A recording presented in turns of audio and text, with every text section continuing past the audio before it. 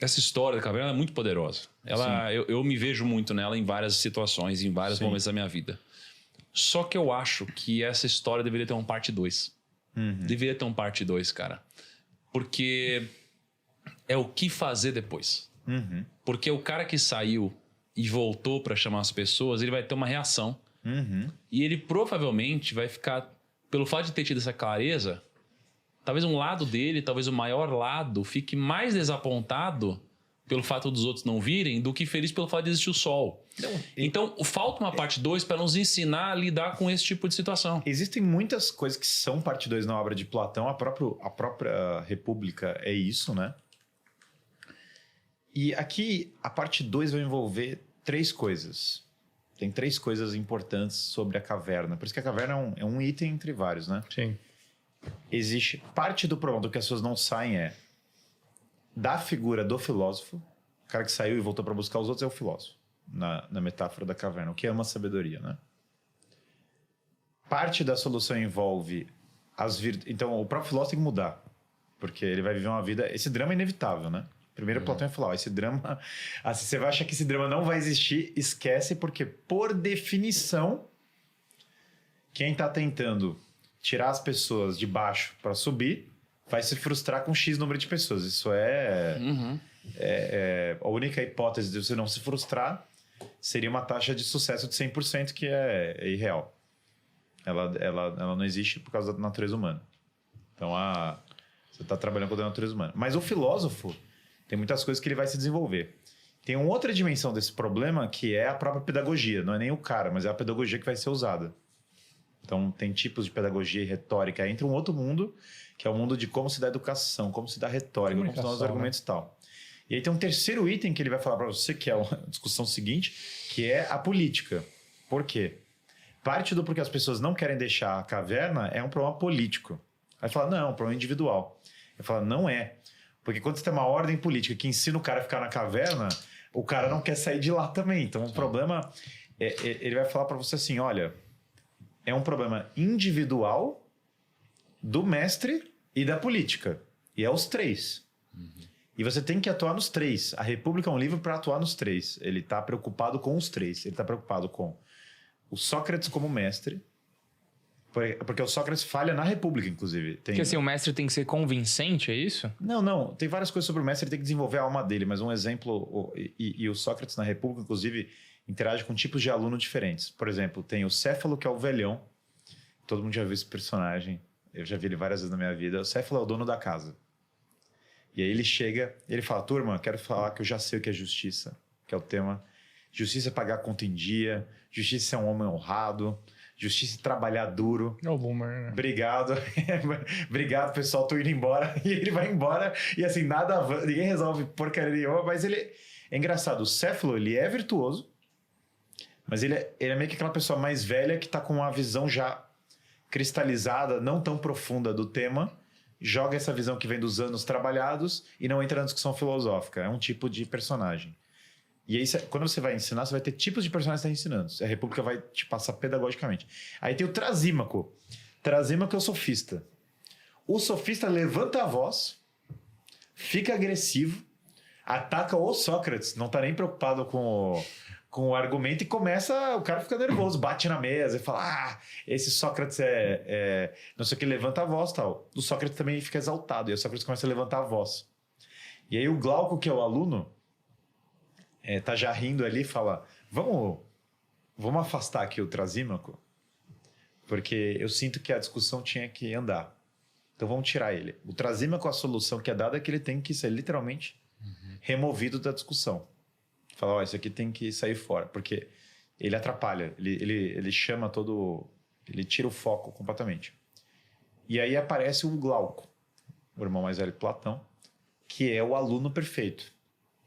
O Glauco, ele tira do mestre as melhores coisas, para que os outros que estão lá presentes possam tirar, então possam beber daquilo. Então ele fala, olha, deixa eu ser o cara do debate, ao invés do outro que está loucaço ou do outro que está muito velho para responder, e vamos começar a extrair aqui o que tem de melhor.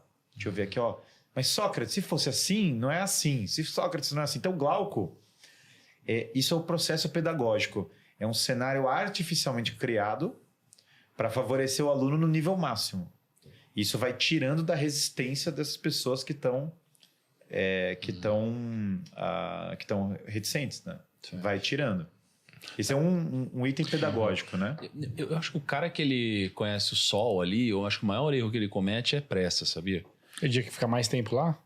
Não, de rapidamente sair de lá e querer contar pra todo mundo. Não, então, cara. ele tinha que ficar mais tempo lá estudando. Eu acho que tinha que amadurecer mesmo. Eu tenho várias situações na vida, mas imagina que, por exemplo, você acabou de entrar num marketing multinível. Entrou, pum, entrei, vou ficar rico. Você fica doido, cara. Aí você sai, cara, como assim? Você não tá fazendo isso, você tem que ficar rico, vamos fazer isso. Você quer contar pros outros o sol que você descobriu, né? Tá. Você você virou um day trader. Você começou, nossa, agora eu vou ficar rico e tal. Você nem ganhou dinheiro ainda. Mas você começou, você começa a falar pra todo mundo. Aí, no meu caso, eu conheci Jesus. Cara, comecei a julgar todo mundo. Você tá falando palavrão, você tá falando tal coisa, não sei o que lá. Não sei. No intuito de ajudar. Sim. Claro. Mas aquele primeiro amor de gente, vocês não sabem o sol que eu conheci, é muito Sim. bom. E aí você faz o quê? Você afasta os outros. Então você acabou de conhecer o sol, você volta correndo, os caras vão se afastar de você, cara. Bom, Platão, você não se transformou Platão ainda. fala exatamente isso na República, tem uma parte que ele fala, toda vez que as pessoas encontram o sol, o estudante de filosofia no começo, ele é como o filhote de cachorro. Ele fica pulando em cima de todo mundo.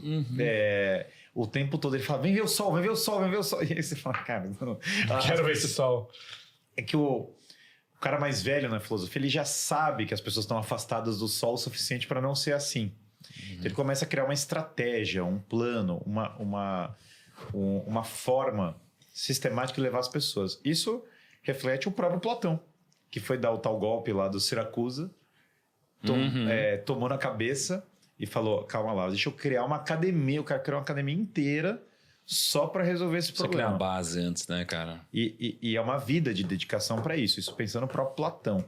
E olha só, a questão política... Cara, isso tem a ver com o final do livro aqui, cara. Daqui a pouco eu vou falar sobre ele. Mas assim, ó, o que ele tá falando... Acho que 80% do podcast eu tava pensando no Brasil.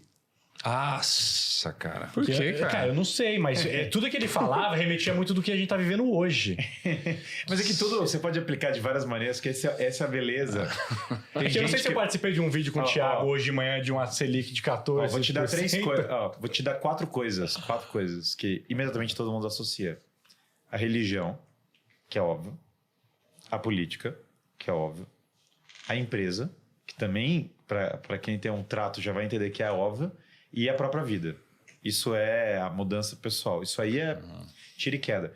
Porque quando você está falando de uma coisa profunda assim, ela imediatamente já vai pegar as esferas mais importantes da vida. Eu estou falando das esferas que vão dizer o homem.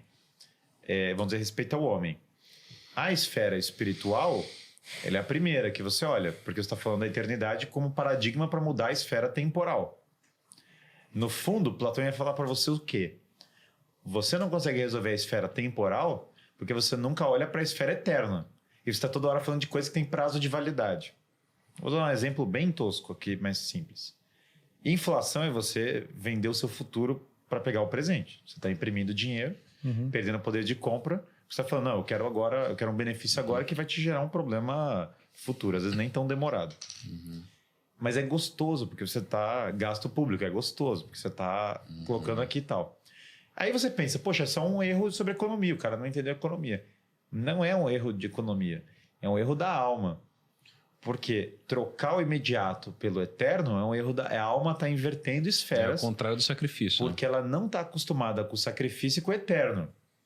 Então, o problema político, ele está absolutamente conectado com o problema espiritual. E o problema da empresa está conectado com o problema político e com o problema espiritual. Porque a mesma ideia que destrói o Estado, destrói uma empresa. Vou comprar uma empresa só para aumentar o valuation, mas não quero saber do retorno da minha empresa real. É fake.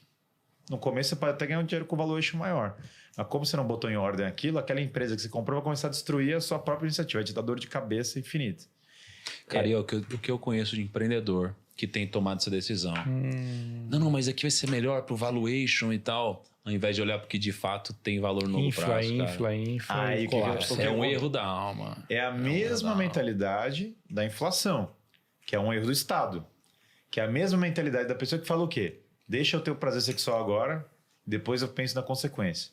deixa eu comer agora, como diz um amigo meu, né? O cara que enfim, tem desordem alimentar, ele toma uma decisão errada 5 ou 6 vezes por dia. Ele vai tendo várias, assim, o cara... Veja, o que acontece todos os erros são erros da alma, porque todos eles envolvem uma mesma mentalidade. Esse é o salto da filosofia, você não está mais enxergando o problema individual, você está achando que é um problema da economia, você está falando, não tem nada a ver uma coisa com a outra. Pensa, né? Quando você não entende filosofia, você pensa assim, não, uma coisa é o valuation, que ele está mascarando, uma coisa é a inflação do Estado, uma coisa é o cara que está querendo, sei lá, uma noite de prazer ao invés do casamento dele. Só que, na verdade, tudo é a mesma coisa, entendeu? Claro que são coisas distintas, mas todos voltam para o mesmo problema, para um mesmo paradigma. Todos estão conectados com uma mesma... a corrupção, o mesmo problema, né? uma mesma corrupção. E aí, quando você tem a mentalidade de, não, eu vou construir o futuro, eu vou construir o que é eterno, eu vou construir o que vai durar para sempre. Você fala, calma lá. Se a minha empresa é para ser eterna, mas eu vou vender. Beleza, mas você vai construir a melhor empresa, construindo a empresa arquetípica. Mesmo que você venda, você vai vender o melhor que você pode. Você não vai vender o pior que você pode. Então, você tem uma cabeça de excelência no trabalho. Você vai oferecer o melhor trabalho que você pode, né? Quando você tem uma cabeça de uma empresa que vai perdurar, você não faz uma coisa que vai te dar um malefício daqui a 2 anos. Você não faz um negócio desse. Você simplesmente não faz isso. Você não pega o benefício agora para 2 anos. Você vai fazer um negócio que vai ser bom para você agora e que vai ser melhor ainda daqui a 2 anos. Essa é a cabeça do cara que está preocupado com o longo prazo. Quando você faz alguma coisa, vai ser bom para os seus filhos, entendeu? Vamos pensar num prazo ainda maior. E o cara do Estado, o governante, ele sabe que a inflação vai prejudicar a população. Mas ele está mais preocupado com o retorno de popularidade imediato do que com o bem-estar da economia. Por quê? Porque ele não está sendo selecionado pela virtude. Ele não está sendo selecionado pelo bem comum. O cara tá Ele está corrompido. sendo selecionado pela popularidade. Por isso que Platão é um crítico tão grande de Atenas, porque ali é o quê? É o sofista, é a popularidade. Só que quem tinha que governar é o mais sábio. E o mais sábio e o mais popular são coisas diferentes. Totalmente. Claro que o mais sábio não pode... Ele tem que trabalhar para ser popular, ele não pode ser o alheio à população. E aí na República, Platão vai falar, logo depois do mito da caverna, começa a falar da formação do líder. Aí ele fala a formação do líder desde a infância. Fala, esse líder vai ter que aprender a música da harpa, e ele vai ter que ter treinamento físico, e vai ter que ser bom em matemática, e vai ter que cultivar as virtudes desde cedo. Ele tem que ser criado para ser líder. Do contrário, vai ter esses bêbados e esses malucos que estão governando Atenas, que inclusive aparece no diálogo, tem um diálogo Platão que aparece um dos líderes de Atenas, bêbado, que é o Alcibíades, né? Ele chega bêbado e ele fala, Sócrates, faz sexo comigo, esquece essa discussão. E aí o negócio assim, Sócrates fala, você não entendeu nada, você não entendeu absolutamente nada sobre absolutamente qualquer coisa que a gente está discutindo, você está perdido. E aí é uma forma dele falar, esses são os líderes de Atenas hoje, o cara está preocupado com o prazer sexual, com a bebedeira e tal, ele não está preocupado em nenhum nível com Atenas. Esse cara, ele é fruto de uma mentalidade que não forjou ele para a virtude desde o começo. Então você pega, sei lá, a mãe dá tela para a criança ao invés de botar a criança para... Larga ela lá no iPad o dia inteiro, sei lá, criança, ao invés de, sei lá, fazer uma aula de piano, qualquer coisa. Um exemplo aleatório para vocês entenderem. A educação você está plantando para o futuro. Você está deixando você está preparando algo que vai ter resultado de longo prazo. Esse negócio de plantar para o futuro, em última instância, Platão ensina que é só para quem entende a eternidade. Porque se você não entende o eterno, você nunca pensa no longo prazo. Porque você não tem uma coisa fixa de paradigma. Você está correndo atrás você está atirando, você está botando água num balde furado. Só que quando você pensa numa coisa eterna, é para sempre. Você não... Por exemplo, você pensa assim, você pensa a seguinte mentalidade, o casamento é para sempre. Você não vai trair uma pessoa que o casamento é para sempre. É eterno, acabou, não tem fim. Só quando você pensa, se der errado, deu. Cara, aí a porteira já está aberta, porque você já está pensando, tanto faz. O governante é a mesma coisa. Quando o governante fala, eu estou aqui para governar para 3 gerações na frente. cara não vai fazer uma decisão irresponsável. Só quando ele tá aqui, eu tô aqui para governar para daqui a 3 anos, para daqui a 4, fala, dane-se. Isso aqui O próximo resolve. O próximo resolve. Sim. E o pai é a mesma coisa. E o empresário é igual.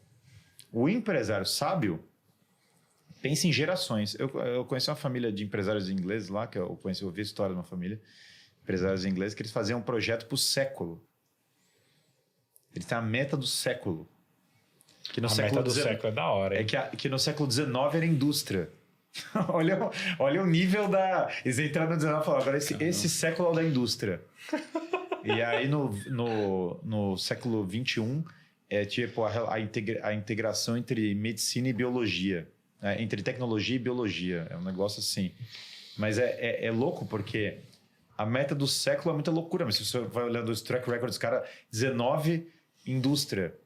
Cara, isso aí é surreal. Acho que do 18 era comércio marítimo. Então, o cara, por surreal que pareça, a meta do século é bizarramente precisa. E qual que é a de 21 aí? Não, 21 era isso. É a integração entre engenharia e biologia.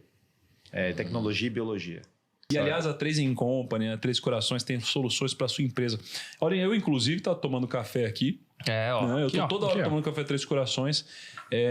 Aqui na empresa, todos nós tomamos 3 Corações, nossos colaboradores, nossos convidados. Ela está com a gente já há 4 anos. E se você também quer 3 Corações na sua empresa, deixar um QR Code aqui na tela, aqui na descrição também. É um grande parceiro nosso e não é só a gente falando por falar. A gente usa, toma e adora. Já visitou a fazenda deles, várias coisas. É muito legal. Então, fica aí o nosso obrigado para 3 Corações e o nosso convite para você que segue e acompanha o Primocast para que você tenha também na sua empresa, tá?